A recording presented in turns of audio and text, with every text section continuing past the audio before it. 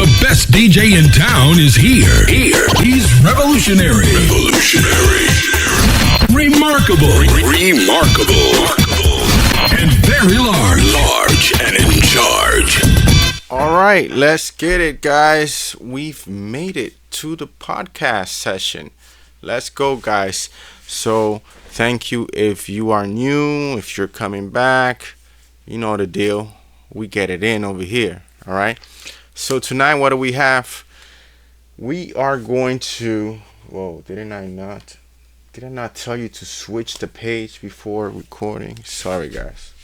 So, I should have had this page open. All right, but let's see how it goes. There we go. All right, so we're speaking about John Carter. All right, and this is a movie. I know we don't really speak about movies in my channel, but we do have many subjects in my channel, so get used to it. So this is one of the movies that I actually watched younger when it came out in the theater. This is over 10 years ago.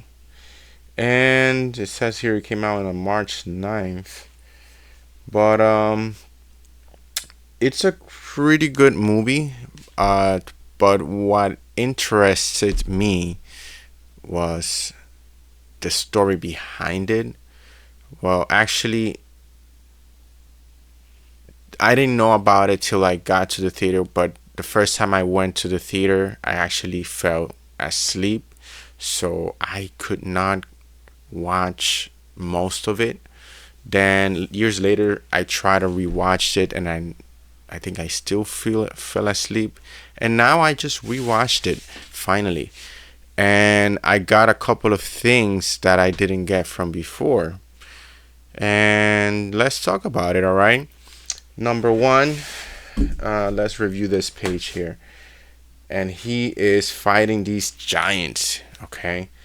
And he actually is chained, all right, and is sent to fight because they basically made sacrifices, and one of those was they made people fight for their own lives, pretty much. And he actually defeated these giants, okay, almost like the battle with Goliath and the giants. And there's some similarities with the Bible in this movie, guys, and in the way the agents move, okay? Similar to the movie in The Matrix, all right, where Agent Smith and his crew snap in and out of places, and into other people, and also do many magical things. Now with this movie, the main thing that I wanted to find out what was the main story behind it, because I couldn't catch the full story other than that he fell in love with this beautiful girl in Mars. But let's start it over from the scratch. All right, so basically he was actually a veteran. He was fighting in wars in Virginia, and ended up going for he wanted to excavate a mine, and he, well, there's a book, and I'm actually picking up some of the lines from the book, but really the way the movie starts is that he is incarcerated, all right, in a village, and he's thrown in jail, and he needs to find a way out. You know, he's actually fighting the guards, throwing himself out through the window, and eventually when he does, he's encounters the Indians from the area, okay, and they're fighting the guards that were behind him, and then after they fight, they go after him, and he ends up in a cave where they actually got frightened, the Indians, and they left. And then afterwards, he discovers the gold was there that he was looking for, and also uh, the guy that was with him tells him, "Look behind you, someone appeared out of nowhere." And he, when he looked back, he actually shot him and got him.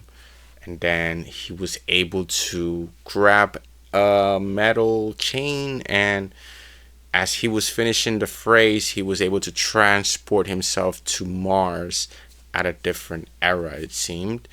And after that, we see how he has super abilities, super talents. He's flying or jumping really far, almost flying into places, and he's able to be a very strong warrior.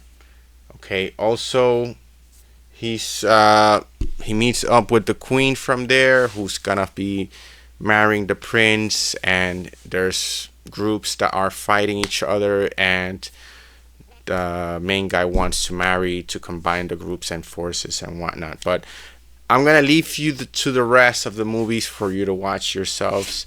I just want you to get a glimpse of it, and actually going through it, I'm gonna tell you what else came to mind.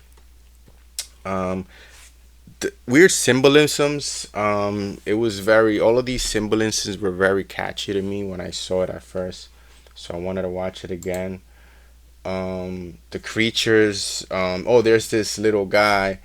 That's like a dog, like a Mars dog almost, and he flies, like he runs like Flash, or faster than Flash, and then actually has super abilities, and he actually saves John Carter from dying a couple of times, or if not at least once, and fights with him. All right, along the some battles. Now, a lot of interesting things, and putting two and two together. My thing was, there was this metal thing that the device that they used. It was very like advanced, and I wanted to see more about it, and it was pretty cool the way that he used it, and also the ending was very bizarre. I didn't understand it too, so when I watched it again, I'm like, oh, okay, now it makes sense how he planned his so-called death, and we'll leave it right there for you guys to watch. All right, but it just ends. The other thing is, it ends very like fast, like snap, and that leaves you like wanting more. And apparently this movie didn't do so well. It lost like a lot of money, many millions, over like 100 million. And they wanted, I guess, people to ask more about it, and guess what, we are asking more about it now. So watch it, and also read the book if you can. I'm gonna get to the book as well and get you guys more facts later on. All right, let's get it. Stay in tune. More to come. All right, later.